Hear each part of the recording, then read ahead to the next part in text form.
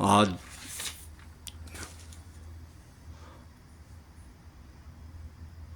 सब प्रथम मैं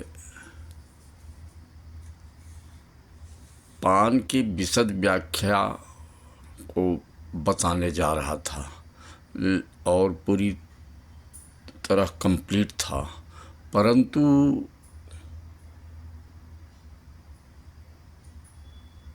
यूट्यूब में चूँकि 15 मिनट का समय अधिक होता है, इसलिए यूट्यूब नहीं ले रहा था। शॉर्ट जो श्लोक हैं, शॉर्ट चीज़ें हैं, उन्हीं को यूट्यूब ले रहा है। इसलिए मैं आप लोगों के समक्ष उन श्लोकों का भाव विशद व्याख्या प्रस्तुत नहीं कर सका था। बहुत मैं परेशान रहा और न यहाँ आसपास कोई यूट्यूबर है जिससे मैं उससे जान सकूं क्या कैसे होता है।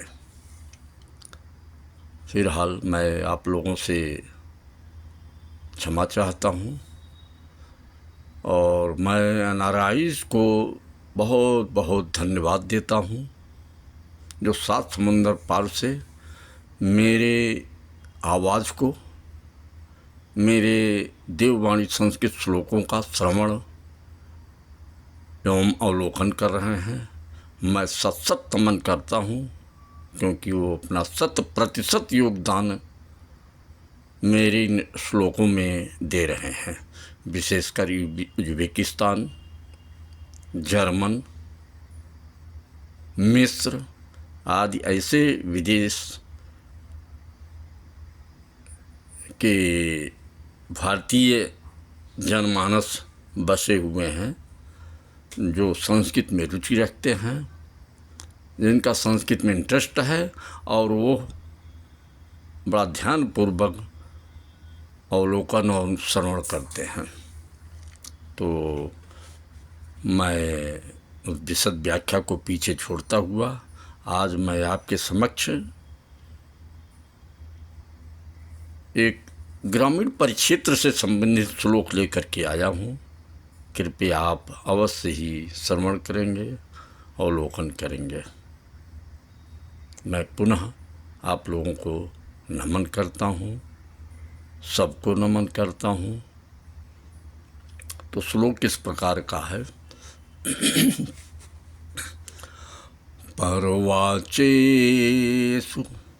पर्वाचेषु निपुणः सर्वदो भवति सर्वदा। पर्वाचेषु निपुणः सर्वो भवति सर्वदा।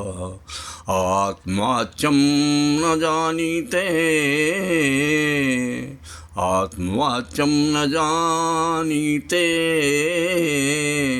जानन्नपि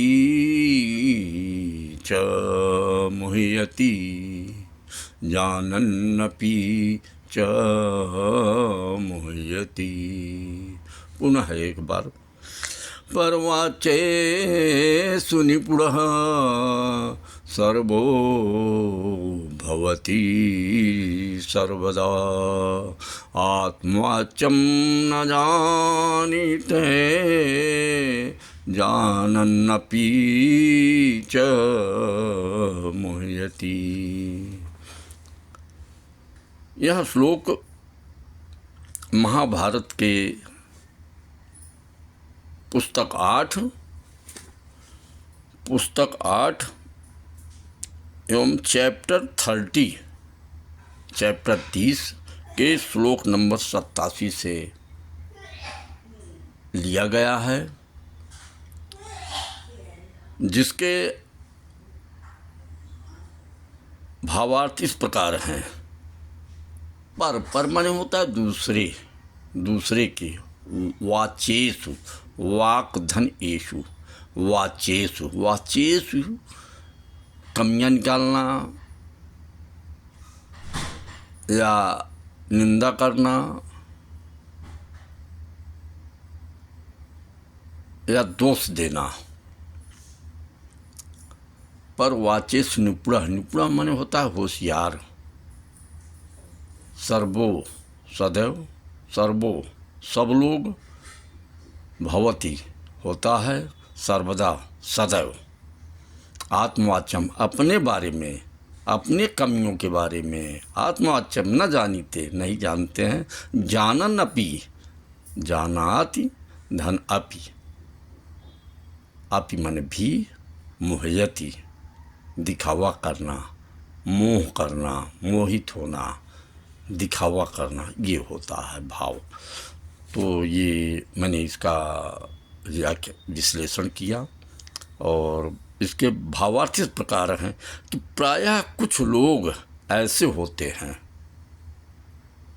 संस्कृत, मैंने कई बार कहा कि संस्कृत श्लोकों में बड़ी गहराइयाँ होती हैं।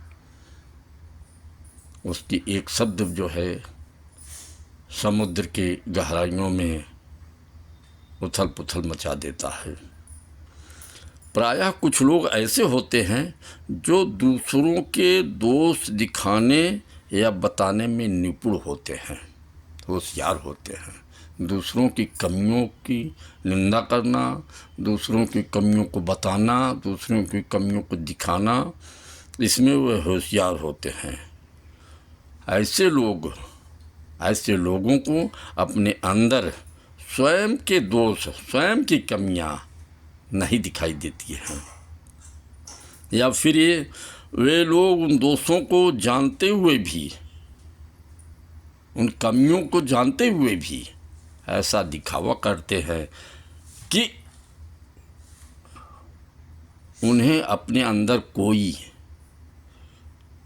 दोष नहीं दिखाई पड़ रहा है। मैं तो पूर्ण हूँ, मेरे अंदर कोई दोष नहीं है। तो यह, और प्रायः मैंने देखा है कि ग्रामीण अंचलों में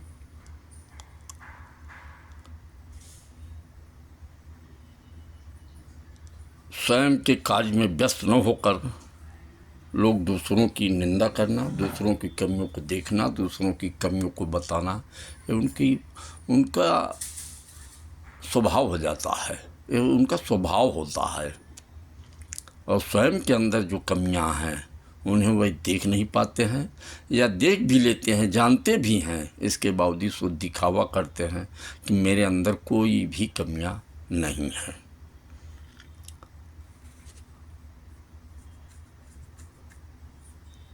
या और मैं इसे इंग्लिश में इस ढंग से कह सकता हूँ, कुछ लोग जो है डिमांड करते हैं कि अंग्रेजी में भी बताया करें, जिससे एक बार एक NRI का फ़ोन आया था। उसने कहा पंडित जी आप थोड़ा सा इसे इंग्लिश में भी ट्रांसलेट कर दिया करें। तो मैं इसीलिए ट्रांसलेट कर रहा हूँ कि often someone is so nature, often someone is so nature that they become expert in finding and talking about false or shortcomings. Often, someone is so nature that they become expert in finding and talking about faults and shortcomings of another person. यानी दूसरों की कमियों को दिखाने और बताने में वो माहिर होते हैं। He either does not know his faults or seeing his faults he keeps quiet about it. In other hand, we can say that a person is unaware of their own faults, and even if they do know about them, they act ignorant or stay deluded. ये है इसके English translation. और मैं निवेदन करता हूँ सभी लोगों से, सभी दर्शक से, सभी श्रोतागण से, सभी भाइयों एवं बहनों से कि आप लोग अपने समय को सदैव व्यस्त रखा करें और दूसरों के बारे में, दूसरों की कमियां क्या हैं वो उसके लिए वो स्वयं जिम्मेदार हैं और ईश्वर इसके लिए साक्षात देख रहा है। उसके नेत्र इतने विस्तृत होते हैं कि कोई भी मानव समाज ओझल नहीं हो सकता है और उसका दंड वो स्वयं भोगता है, उस दंड का स्वयं वो उत्तरदायी होता है। धन्यवाद, नमस्कार, पुनः नमन करता हूँ।